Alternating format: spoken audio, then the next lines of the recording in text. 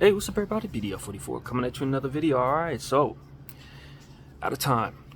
That is what LeBron James put on his Twitter account and on his socials. No words, just hourglass turned upside down with all the sand on the bottom. That means out of time. The Lakers better make some changes right now or else. I don't know what that means. Speculation is obviously going to tell you that changes are coming, though. Either he's about to bounce or he's ready. The Lakers have run out of time in regards to he's asking them to make certain changes they haven't made. And coach probably is the number one thing on my list. Personally, I don't know how he feels about that. Because I can only speculate based on what I've seen, and I've been on camera telling you that I think he wants the coach gone, but he's yet to say, hey, yo, fire him. I don't expect him to say that either. But last night's frustration reached a boiling point where I was sitting up here telling y'all I didn't even want to watch the game. I was bored. I didn't even want to watch that crap. And that is something I don't think I've said before on this camera in regards to the Lakers. Lakers don't bore me. Even when we have slow games, I'm not a bored fan. I understand that games have different ebbs and flows. Sometimes games are not exactly the Golden State Laker game. Sometimes, you know what I mean? But when I say I'm bored, that don't mean the game was boring itself. It means that I am not interested in what I'm seeing. That's what that means to me. That means that there's no incitement to the interest of watching what's taking place. I think LeBron James probably got to a point where he's like, yo, man, I'm not interested in doing this with them if they're not going to do for themselves what should be done to make their team better. That's what I think. And I've been telling y'all, I don't want this player to leave without us retaining value for him. And I'm worried that this means that he's going to bounce at the end of the season. He's not going to opt in, and that makes me sad on multiple fronts because I want LeBron James to retire a Laker like a lot of Laker fans do. But it ain't about what we want, it's about what Jeannie wants. And if Jeannie really wants to value this player, she got to value him now just like she valued him when she was letting Randall walk and we first thought it was a real chance he would come here. You see, it's just like they say in a relationship, man. You can't just do the stuff that makes that person want to be with you in the first year. You got to keep those things up so that they will desire to stay there. You can't turn into somebody else midway through your relationship and expect that person to be in love with that version of you. That ain't who they fell in love with. The version of you that they fell in love with was the you that you were being in the beginning when they first found out that you were that person they wanted to be with. This is that. The Lakers have turned into something that LeBron James was not enticed to become a part of.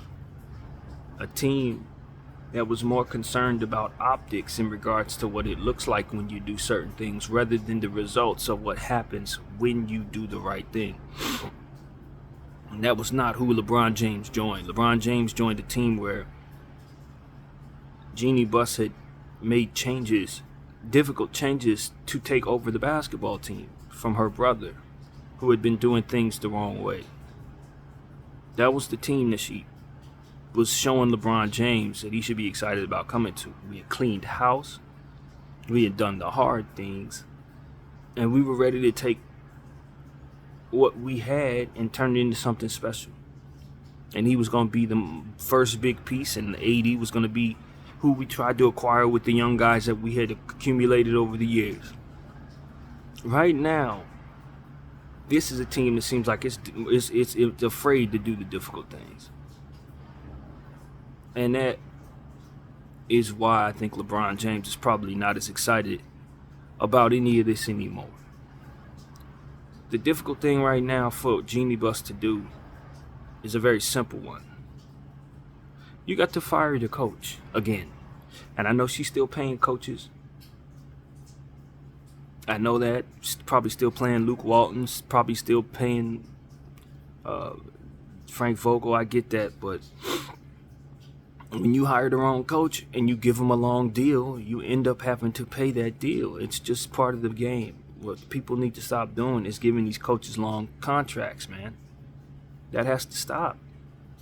You don't give a rookie coach a 4-year deal in a win-now situation. That should have never been done. If you wanted Darvin Ham to be your head coach, you should have groomed him as an assistant coach in your situation with another coach ahead of him, just like it looked like you were doing with Jason Kidd. And then you turn around and gave the job to somebody other than Jason Kidd. I don't know what happened there. The worst mistake we made in regards to coaching was not hiring Ty Lue. I don't know what happened there, but this was the beginning of when the Lakers started looking like somebody that LeBron James did not sign up to be with. That's the beginning of when it started to really, when we started to change, so to speak, as in not staying that same person in the relationship. Because the team that was excited about getting LeBron James would have hired Ty Lue, however that went. And not letting him go to the Clippers down the hall, that would have never happened. And then just some of the decisions that we made along the way, man. I like Lonzo Ball. I think Bron probably was on board with that particular draft pick too. But that was a huge organizational mistake, taking Lonzo over Fox or Tatum or Mitchell, although Mitchell was supposed to be drafted a little later. You know what I'm saying? We should have been assessing things a bit more basketball-ish, I guess is what I'll say. I don't think we were looking at things the right way. We were going for Lonzo because we were told by Magic Johnson that he was the guy. And Magic Johnson is a wonderful, wonderful basketball player, but he did not have his basketball cap on in that situation. You take the wing, we knew that day. You take the speedy super athlete, we knew that day. And then just some of the decisions we made over the last couple of years. We foregoed opportunities of being as good as we can for opportunities to have the best, cleanest books, which is something I like, having clean books. But if the team translates to you being average because of it, then what is the value of that in the grand scheme of things? If what you have is going to descend in value, then the books ain't as clean as you would like them to be, because the contracts suddenly become bad contracts, not good ones. Or they just become average contracts, not great ones. You understand what I'm saying? If the players aren't attached, playing well to whatever you got, then it's losing value. So these are the type of things that I think LeBron James looking at as a Laker fan and just saying, you know what, man, or as a Laker player rather, than saying, you know, I don't have time for this. I'm 39 years of age. My son's getting ready to come into the league. His draft stock is gaining steam, and the Lakers don't have a first-round pick. So what's to keep me here if they're not going to be as exciting of a team to keep me? What's to keep me from going to go play with my son as planned? And I just think the Lakers are playing around in regards to either difficult decision, which is turn themselves into somebody LeBron James want to be with, or trading him for the value necessary to start over. And I just don't think that the Lakers are ready to make the hard decision there, man. And I've been screaming into this camera to you guys for about 3 weeks now that I'm worried that LeBron James is going to leave for nothing, and that is not a harmless thing, because he's worth half of what our team is, and we don't have the ability to start over and rebuild properly with half of our value walking out the door. It takes picks and young players to rebuild, and we are not going to be able to do that effectively unless we turn LeBron James into some picks. And I don't think the Lakers are really trying to do that for optical reasons, and they're going to allow us to be bad because of that decision for years, potentially, just because they don't want to be the team that does the more difficult thing. And for me, that's malpractice. As I told y'all a million times, I'm a Laker fan, and ain't no one person, not the front of the name on the back of the jersey in any way, not ownership, nobody's more important than the legacy carried forth. Just like we've had the legacy in the past, be excellent. We need to continue to stay excellent. And if we're not going to be an excellent basketball team, we need to be making excellent decisions to put ourselves in positions to be that. Letting him walk is not an excellent decision for the brand of basketball. It may be a lucrative one for Jeanie to make money off of LeBron James, as he's, going to be worth something over the next 6 months. But if he leaves, it ain't going to turn into basketball equity from which you can rebuild or retool around Anthony Davis. And what does that do to Anthony? What does that mean for Anthony Davis? He's likely going to want to be a part of a winning situation. He's likely going to want out too. And in the event that happens, they don't have to pay full price for Anthony Davis, as we talked about several times. Teams are going to be like, you need to trade Anthony. He wants the heck out. That's a trade demand, or a de facto trade demand. And we're going to force you into taking half of what he's worth. And then you look around at Austin Reeves and whoever else is on the team and say, okay, well, how much can we get for them? And it ain't going to be half of what you need. Half of what you have is going somewhere else. Maybe even to a rival of yours. So for me, it's like, look, Jeanie was strong enough to make the hard decision back then. She needs to be strong enough to make the hard decision right now. And that is trading LeBron James. That's the hard decision. That's the one everybody's afraid to make. That's the one that it probably politically doesn't look good. But I'm telling you, it's the only chess move that I see to keep us from being absolutely bad for a long time. Either that, or we're going to be using our political connections to try to help us maintain some type of value or manifest some value out of nothing. We're going to need teams to give us stuff. Like literally give us players and picks for half of what is worth to them in order for us to rebuild properly. If the Lakers can find a way to do that, cool. But I don't think that is really possible. I don't think that is what this should be. I think you should trade LeBron James for the requisite amount of picks and players to reset your situation, since we're no longer a win-now team. I think you can get yourself a Trae Young. I think you can get yourself a Paolo. I think you may be even able to get, a Donovan Mitchell or at least anything. A Markkanen and 4 or 5 picks. You can get Julius Randle and 5 picks from the Knicks. You can get, there's stuff you can get for LeBron James, man. Seriously. And for us to say, nah, we don't want none of that stuff. We'd rather, do this the right way, quote unquote. You got to know what that looks like. You got to know what that looks like. Doing things the right way in this situation is not letting him walk. That's stupid. He's going to laugh at you like, why the hell did you do that?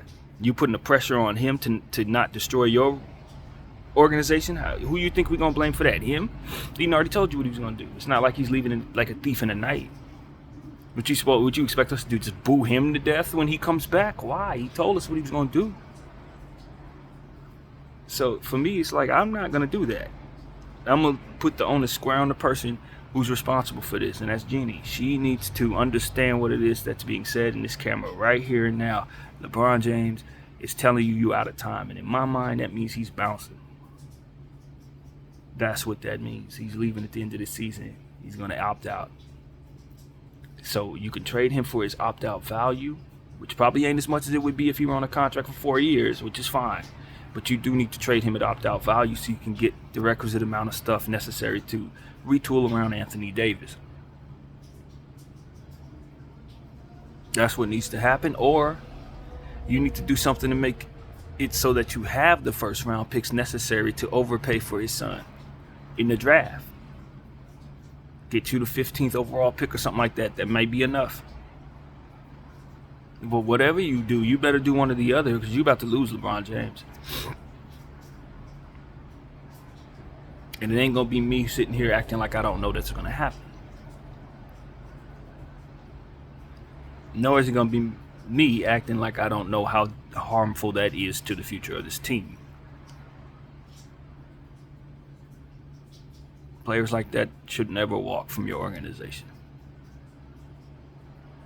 They should be traded from your organization so that you can get the value necessary to keep forward with them in place of that value. Does that make any sense? I think it does. LeBron James, to me, at opt-out is probably worth about 4 first-round picks and probably an all-star and role players. That's a big return, man. It's a big return. That's what you're letting walk out the door so that you don't look like a team that is willing to trade LeBron James. That doesn't make any sense at all when you really consider it. Especially when half of what you have isn't worth what it's supposed to be worth. And you have another Hall of Famer to consider on the roster waiting to see if you're going to win or not. And a bad coach ready to make things look even worse. You got to fire him regardless. You got to fire him because he's absolutely clueless. Under this pressure, he don't know what the hell he's doing, just like Frank didn't, just like Luke didn't, just like everybody else seems to be. When they walk into this arena and really get a chance to be under this pressure of being a coach, they lose their mind, more or less. They lose their focus. And Darvin Ham is no exception. If anybody really want to know what I think of Darvin, he ain't built for the bright lights here. He ain't built for this. He would have been a fantastic coach probably in Sacramento or Milwaukee or some small market. But you got him under this pressure here, and I'm telling you, he ain't even doing stuff that makes any sense anymore. You got to get somebody who's ice cold in that way, who don't have those problems. That's what I think. There's too much damn pressure for him. And that's what it comes down to, man. We should have heard this morning Darvin fired. That's what I think. He should have been fired this morning. And like I said, I probably would be sad if the Lakers traded LeBron James. I would. I don't think I'd be happy about it at all. But you know what would make me angry, which is a different energy entirely, is if he goes to play in Orlando with his son and we don't have nothing to show for that. Exodus. That's what would make me angry. And we start the season next year with a bunch of Taurean Princes and Troy Browns talking about we want to rebuild and don't have a damn bit of talent to show for it. His exit. No picks, nothing. People talking about, well, we could take Anthony, trade him for this, or we could try to see if we can get, and nobody will want to give us anything. People looking to try to come to the Lakers, and we'll be just like the Heat, not having a competitive package to grab them. This is what that turns out to be when you do it this way. You let value dissipate into nothing.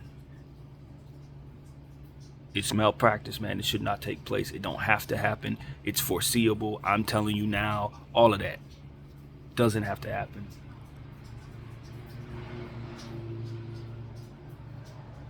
So, yeah, that's where my head goes this morning. He said we out of time. For all I know, he's listening to me, man. For all I know, he turns on BDF 44 and has been hearing all the rants I've been talking about. And I'm telling you guys, if he were to listen to me, he'd probably agree. You got to do what you got to do to save yourself. He's not coming here to try to destroy us. He didn't come here to build this thing up just for it to turn back into what it was when he got here. But he is trying to follow a dream of his to go play with his son. And I don't think I should be in year 30, in year 21 at age 39. I don't think any of us should be telling him that he owes us any more than he's already given us. We got an NBA championship out of the situation. He's had some of the worst injuries he's ever had on this team. Some of which because we asked him to do stuff he had no business doing, like playing center and all types of other stuff that was just malpractice of the circumstances. So asking LeBron James to play all with small players and stupid crap that we allowed our coaches to do. You know, just probably would have kept him more healthy if we didn't have all those problems. Those problems that we were asking him to mask physically for our team. And so, I mean, we just ain't do this right. Most of the time it's because we didn't place value in the right direction. You're leaving stuff on the board that you shouldn't on draft night. You're mortgaging picks that you probably didn't have to. And all of this is just decreasing value further and further. I'm happy we won the championship in 2020, but I could argue we let a lot of value go out the door when we decided to trade for Anthony Davis instead of signing him outright the following year. That's more value you let dissipate into nothing. Whether people want to look at it that way or not. Julius Randle should have been traded. That should have been value coming back in the form of picks. We could have traded him to New Orleans for picks. People didn't want to do that. They want to let him go. They thought they were doing something nice for Julius Randle. You were hurting yourself. That's value out the door for nothing. Taking Lonzo Ball. And then proceeding to throw him into the Anthony Davis trade. Brandon Ingram, throwing him into the Anthony Davis trade. Bunch of picks, including that for which would have been Darius Garland. Another Hall of Fame, future Hall of Fame point guard, potentially. Value thrown into the Anthony Davis trade. And bunch of swaps and picks and all different types of stuff that we still paying for right now just to get Anthony Davis when all we had to do was wait one more summer. And we could have got him as a free agent and traded all of that stuff for more pick equity, more value. Dissipated into nothing that could have been captured. I'm telling you, this team has been kicking value out the door for nothing in return the whole damn time. The Jalen Hood-Schifino pick versus Cam Whitmore, who was just at a price that was unbelievable when you consider that they was drafted at the 20th overall pick and was supposed to be the 5th overall pick. That's more value. More value. Out the door. Doubling back to Lonzo Ball when we left Jason Tatum on the board. Obviously, you should have taken Jason Tatum. More value. Out the door. And I can't even... who knows how many other times we did this in other ways, man. People wonder why we have certain players on our team and are not loaded and souped up and all that. It's because this type of stuff has been going on and it represents players.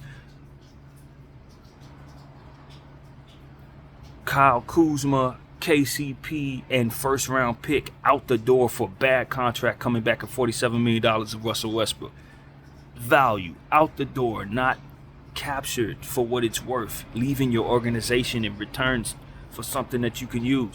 I'm telling you, man, it's why we are struggling in certain ways with our roster.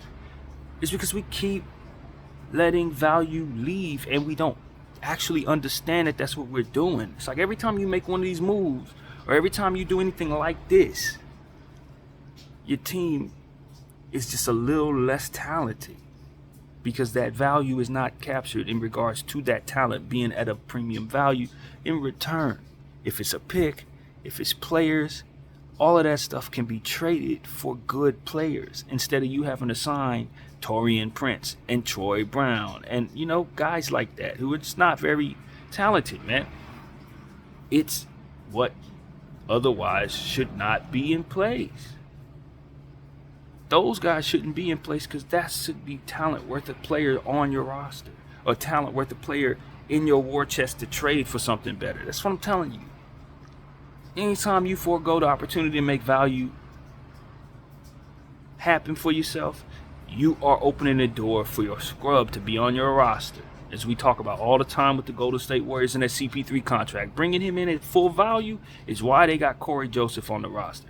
That player shouldn't be there because somebody else should be there, represented with a higher value, someone better who makes more money in this league. It's why you don't take on that contract. It's why you don't take on the 47 Russell Westbrook. It's why I don't have any interest in bringing in Clint Capella at $20 million. It's all the why of everything that has to do with the value. Just the same as why you don't trade away Austin Reeves because he's at value. He's at a great price. He's making half of what he's supposed to be making based on what it is he brings to the table. That is good value. You see what I'm saying? So it's like that's why you don't trade Austin Reeves. It's because he's at a price that you can bring in somebody else next to him and actually play well. Because they make enough money to represent them being that good of a player.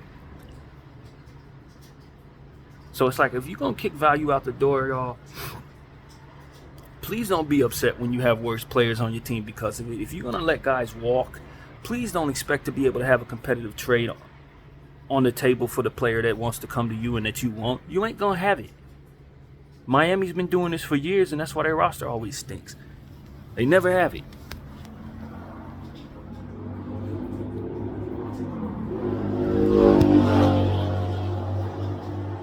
So I'm telling y'all, your Los Angeles Lakers have an opportunity to make the right decision for themselves, or they can kick all of our Laker futures down the road with letting LeBron James walk and then pretending like it's harmless as they continue to do value malpractice is what I call it. It's value malpractice, bro. It's having an opportunity to not destroy your franchise and not doing it for reasons that don't have nothing to do with making the franchise better. And you look up and you're the Pistons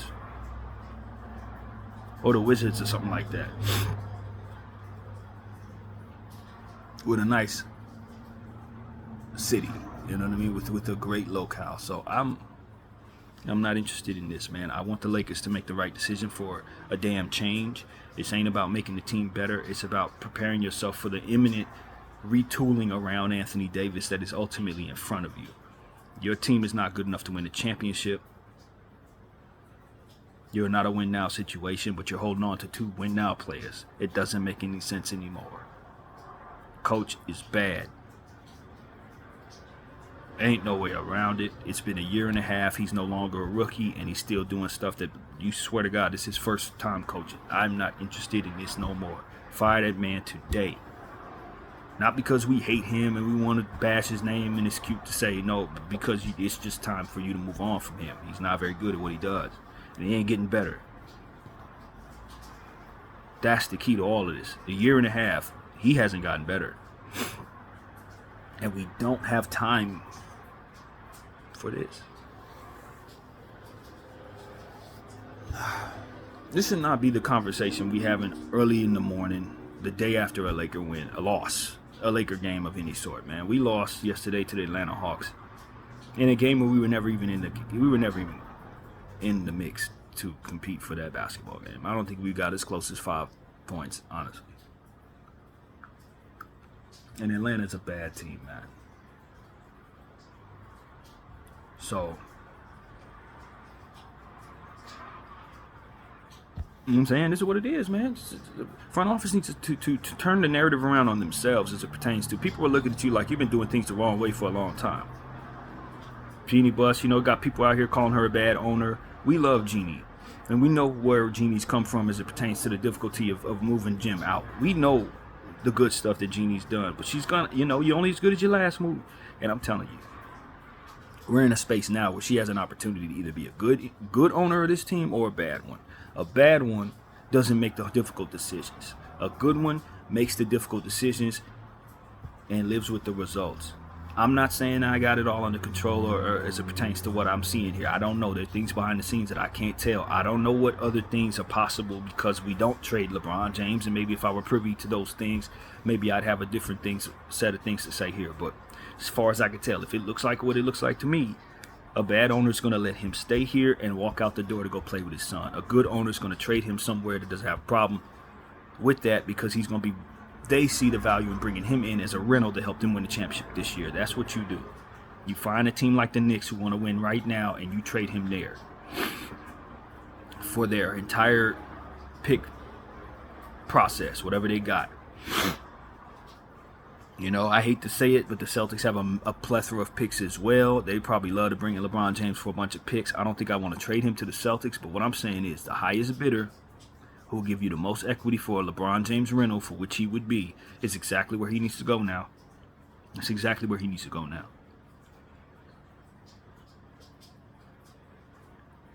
So that you can capture his value and not let it actually walk out the door. Because at that point, he's not walking out the door because you have what he's worth in place when he exits. You see what I'm saying? That's the right thing to do in basketball terms, in NBA terms specifically. In this league, that is the recipe for salvaging yourself when something like this happens. You trade dude for what he's worth.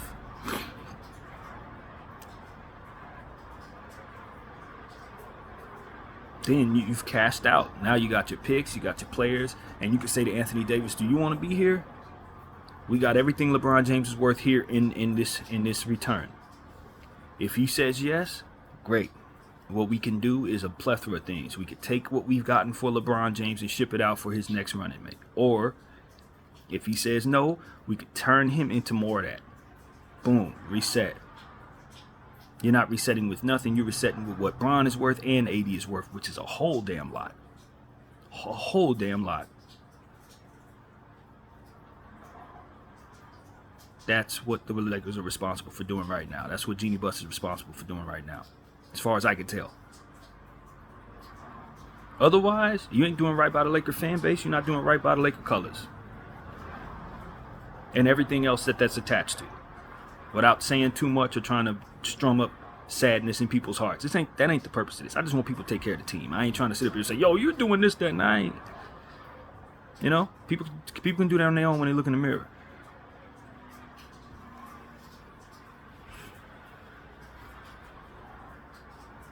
It's a proud organization. We want to win.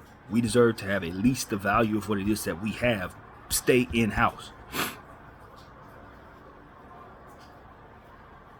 Legacy and all that stuff is only as good as what it is you're capturing. And trust you me, when you trade LeBron James or trade Anthony Davis or whatever you're trading, do understand that if at that value, you're trading for some other thing that you're going to value very much. You'll end up getting your fresh young basketball players that you take in the draft that should be likely at the top of the draft board. Maybe you draft, some awesome young talent that's coming 2 years from now, as to which you're going to value them so much that you probably would love them and want to see the best for them, and then be glad you've done this because you have the requisite amount of pieces to make sure they have what they need. Because the thing keeps going. It don't end here with Bron. You know what I'm saying? Now we got, I don't know, I'm just going to throw a name out there. Now we got Mercy Miller in place. Master P's son. Like, all right, he's the next great Laker. Okay, let's make sure he has what he needs. It doesn't end. You see what I'm saying? It don't end.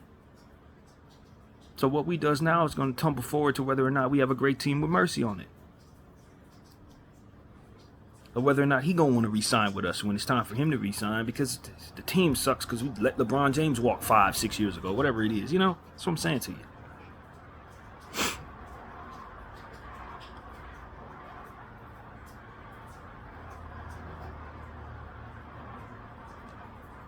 I don't know if people are having frustrations because they should have sold the team while Bron was on it at their highest peak. I don't know. You know what I mean? These type of things keep people from making moves like that. I don't know what's going on behind the scenes.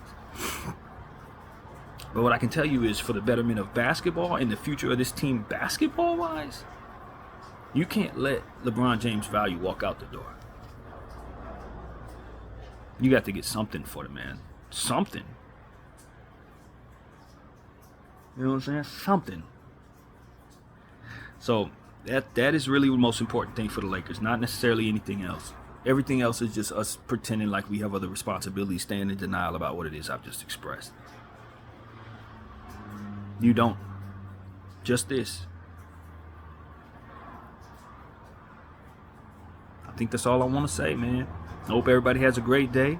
We'll talk more about the Lakers. Hopefully they make some moves. But if they don't, they've run out of time, and that's exactly what the king is telling them. And a lot of people are going to speculate that just means Darvin Ham. Maybe that is all he's talking about. But I see a deeper meaning to that, a much bigger picture.